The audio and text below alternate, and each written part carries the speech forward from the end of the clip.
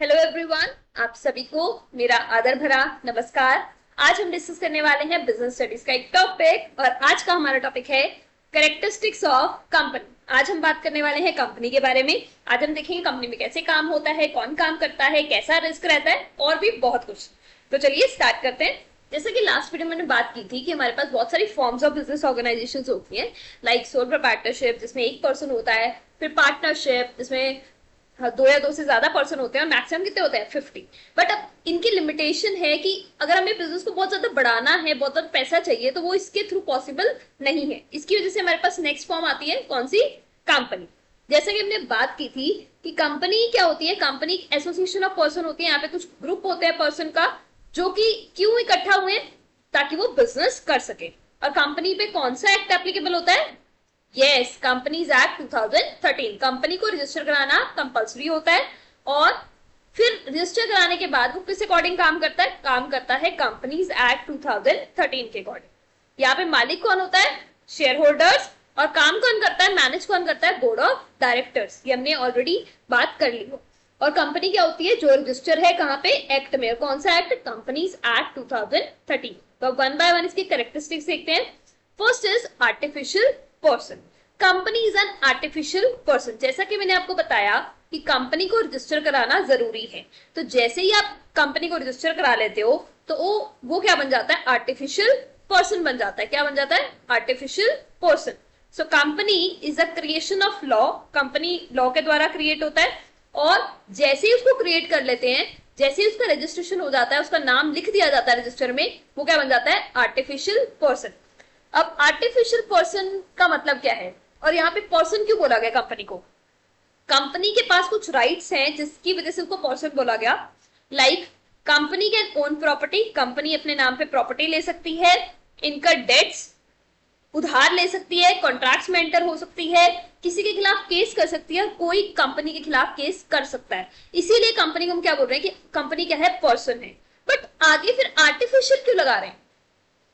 क्योंकि जैसे हम हैं, हम पर्सन है, तो हम ये कर सकते हैं ना, हम प्रॉपर्टी ले सकते हैं अपने नाम पे, उधार भी ले सकते हैं, कॉन्ट्रैक्ट्स में एंटर भी हो सकते हैं, ये सब। और ये सब कंपनी भी कर सकती है। बट कंपनी नेचुरल पर्सन नहीं है। क्यों? क्योंकि कंपनी सांस नहीं लेती, खाती नहीं है, भागती नहीं है, और मतलब हमारी तरह काम नहीं कर सकती। तो इसीलिए कंपनी को हम, कंपनी के पास राइट्स तो है पर्सन वाले, बट कंपनी जो है वो नेचुरल पर्सन की तरह काम नहीं करती। इसलिए हम उसको क्या बोल रहे हैं? Artificial person. So like natural person, company can own property, ये सब कर सकती है, but unlike them it can not breathe, eat, run, talk and so on. और इस वजह से नेचुरल पर्सन नहीं है, तो इस वजह से जो बेसिक राइट्स होते हैं वो भी कंपनी के पास नहीं होते। Like right to vote. अब कंपनी वोट नहीं कर सकती उसके लिए इलेक्शंस में। So it is therefore called an artificial person. तो जैसे ही कंपनी रजिस्टर हो जाएगी तो कंपनी क्या बन जाएगी? आर्टिफिशियल पर्सन हो जाएगी। तो कंपनी क्या है? Company is an artificial person. और इस पर्सन को क्रिएट किसने किया? जैसे कहते हैं ना कि हमारे क्रिएट होने का भी एक तरीका होता है, लाइक हमारा बर्थ होता है। तो कंपनी को बर्थ कैसे मिला? कंपनी को बर्थ दिया किसने? लॉ ने। किसने दिया? लॉ ने। तो हमने एक प्रोसीजर फॉलो किया जिससे कंपनी को बर्थ मिला। तो बर्थ मिला तो वो क्या बन गई? Artificial person. Next is separate legal entity. Company को बर्थ जब होता है तो वो आर्टिफिशियल पर्सन बन जाता है, तो उसकी एक अपनी आइडेंटिटी बन जाती है जो डिफरेंट होती है किससे? उसके मेंबर से। बात करते हैं from the day of incorporation. जब हमने कंपनी को रजिस्टर करा लिया, so company acquires an identity distinct from its members. तो अब यहाँ पे कंपनी की जो आइडेंटिटी है वो उसके मेंबर से अलग हो जाती है। अब मेंबर्स का मतलब कौन? मेंबर्स तो बात ही नहीं की हमने। मेंबर्स मींस, मेंबर्स जो वर्ड है वो हम यूज करते हैं इसके लिए? शेयर होल्डर्स के लिए। जैसे पार्टनरशिप में हम पार्टनर्स बोलते हैं ना, वैसे ही कंपनी में हम जो मालिक हैं उसको हम क्या बोलते हैं? मेंबर्स बोलते हैं, शेयर होल्डर्स बोलते हैं, या फिर ओनर्स। बात एक ही है, ठीक है। तो यहाँ पे क्या होता है, जो कंपनी है यानी जो बिजनेस है और जो मालिक है, जो बिजनेस है और जो मालिक है वो क्या है? अलग अलग है। इसका मतलब जो बिजनेस के एसेट्स हैं वो मालिक के एसेट्स नहीं है, और जो बिजनेस की लाइबिलिटीज हैं वो मालिक की लाइबिलिटीज नहीं है, बिकॉज यहाँ पे जो बिजनेस है, जो कंपनी है, वो अपने नाम पे एसेट्स ले सकती है, अपने नाम पे लाइबिलिटीज ले सकती है। तो यहाँ पे वो उसकी ही है, कंपनी की ही एसेट्स है और कंपनी की ही लाइबिलिटीज है। तो यहाँ पे जो बिजनेस है वो अलग है और जो ओनर्स है वो अलग है। और ये अलग किसने किया? ये किया लॉ ने अलग।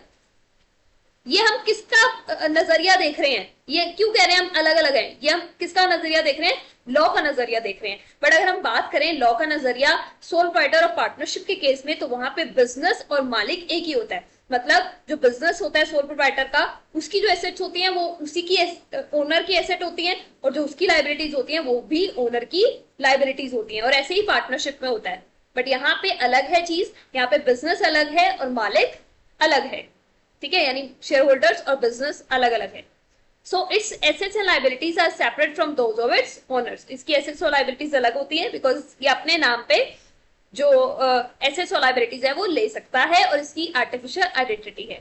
The law does not recognize the business and owners to the one and same. वो दोनों को अलग अलग मानता है, सेम नहीं मानता। लॉ का ये नजरिया है। Next is formation. इसका जो फॉर्मेशन होता है वो बहुत ही टाइम कंज्यूमिंग, एक्सपेंसिव और कॉम्प्लिकेटेड होता है, बिकॉज यहाँ पे आपको एक प्रॉपर प्रोसीजर को फॉलो करना पड़ता है। बहुत सारे डॉक्यूमेंट्स प्रिपेयर करने पड़ते हैं, बहुत सारी फीस देनी पड़ती है, और कुछ जैसे वो बिजनेस पे डिपेंड करेगा, कुछ आपको लीगल रिक्वायरमेंट्स को पूरा करना पड़ता है, कुछ लाइसेंस लेने पड़ते हैं, तब जाके कंपनी का फॉर्मेशन होता है। लाइक एक बर्थ देना एक कंपनी को, एक बिजनेस को, तो there will be a lot of task in it. बहुत सारा टाइम कंज्यूमिंग और एक्सपेंसिव भी होता है। So the formation of company is a time consuming, expensive and complicated process, because यहाँ पे में बहुत सारे डॉक्यूमेंट्स होते हैं। आगे हम बात करेंगे memorandum of association, article of association, बहुत सारे डॉक्यूमेंट्स होते हैं जो हमें प्रिपेयर करने होते हैं, और उसके साथ फीस भी देनी होती है। Next is perpetual succession. अब ये इसका मतलब क्या है परपेचुअल सक्सेशन? अब मुझे बताओ पहले, कंपनी को क्रिएट किसने किया? लॉ ने। जैसे मैंने आपको बताया था company is a creation of law, और लॉ से क्रिएट हुआ, इसलिए वो हो गई आर्टिफिशियल पर्सन, और आर्टिफिशियल पर्सन है इसलिए उसकी सेपरेट आइडेंटिटी हो गई। सो लॉ ने ही उसको क्रिएट किया, और अब एंड में उसको कैसे किया जाएगा? By law. मतलब यहाँ पे जब कंपनी की आइडेंटिटी सबसे अलग है, तो कंपनी को क्रिएट किसने किया? लॉ ने। तो खत्म भी कैसे किया जाएगा? लॉ के द्वारा ही। मतलब अगर हमें कंपनी को बंद करना है तो उसके लिए भी प्रोसीजर है, ऐसा नहीं खोलने के लिए प्रोसीजर है, तो आपको बंद करने के लिए भी प्रोसीजर फॉलो करना पड़ेगा, और जब तक वो बंद नहीं होगी तब तक कंपनी एग्जिस्टेंस में रहेगी। So it will only cease to exist when a specific procedure for its closure called winding up is completed. मतलब देखो, रजिस्टर में जब उसका नाम लिख दिया गया ना, कंपनी का जब तक रजिस्टर में नाम है तब तक कंपनी एग्जिस्टेंस में है। तो यहाँ पे क्या है? मेंबर्स में कम, मेंबर्स में गो, मेंबर्स हो ना हो, कोई आए कोई जाए, कोई डायरेक्टर हो चाहे डायरेक्टर ना हो, पर कंपनी पे इसका कोई इंपैक्ट नहीं पड़ेगा।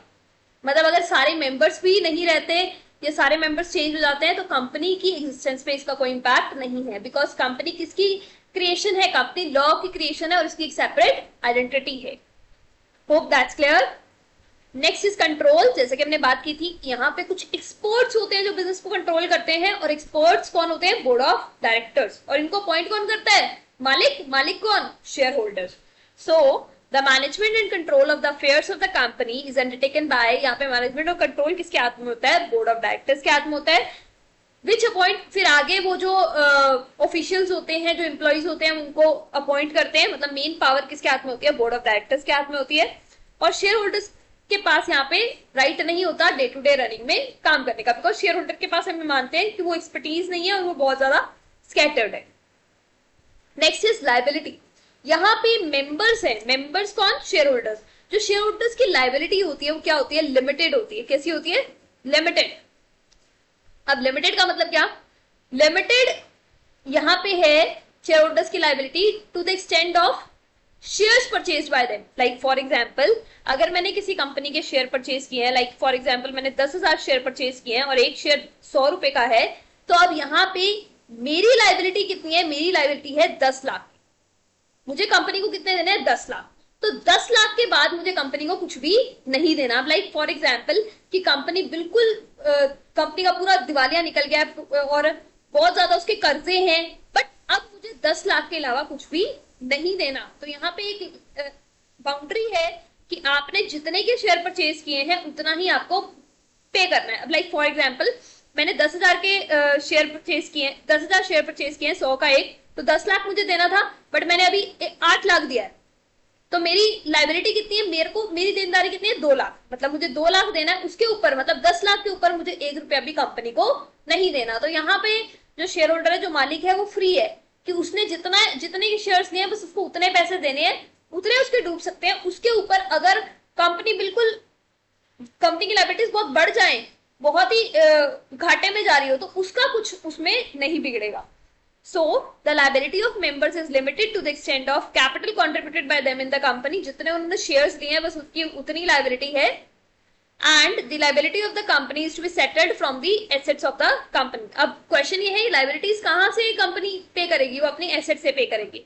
यहाँ पे मेंबर्स का रोल नहीं है, बिकॉज मेंबर्स अलग हैं और कंपनी अलग है। बट ऐसे अगर बात करें सोल प्रोप्राइटर की पार्टनरशिप की, तो वहां पे ऐसा नहीं है, बिकॉज वहां पे अलग आइडेंटिटी ही नहीं है। Next is common seal. Company की कॉमन सील होती है, लाइक अभी हमने बात की, कंपनी आर्टिफिशियल पर्सन है और अपने नाम पे प्रॉपर्टी ले सकती है, किसी के ऊपर केस कर सकती है, उधार ले सकती है। तो वो कैसे लेगी? अब जैसे हम कभी प्रॉपर्टी लेते हैं, सिग्नेचर भी तो चाहिए होते हैं। तो common seal is like signature of a company. तो कंपनी के सिग्नेचर होते हैं क्या? Common seal. तो कंपनी कॉमन सील क्या है? Signature of the company. और कंपनी की कॉमन सील हो भी सकती है और नहीं भी। पहले कंपल्सरी होता था, बट अब है कॉमन सील हो भी सकती है और नहीं भी। If a company has a common seal, तो हम जो भी डॉक्यूमेंट बनेगा उसका उस पर फिक्स किया जाएगा। बट अगर कंपनी की कॉमन सील नहीं है तो किसी के साइन तो चलेंगे। तो वहां पे क्या होता है, कुछ पर्संस को ऑथराइज कर दिया जाता है कि आपको राइट है कंपनी के बिहाफ पे साइन करने का। तो यहाँ पे कंपनी किसी तरीके से तो साइन करेगी ना, तो वो पर्संस के बिहाफ पे साइन करेगी। कि लाइक बोर्ड ऑफ डायरेक्टर है, बोर्ड ऑफ डायरेक्टर में कोई डायरेक्टर है, उसको आपने बोल दिया कि आप साइन कर सकते हो कंपनी के डॉक्यूमेंट्स को, तो वो साइन करेगा। तो यहाँ पे पावर मिल जाती है किसी पर्सन को।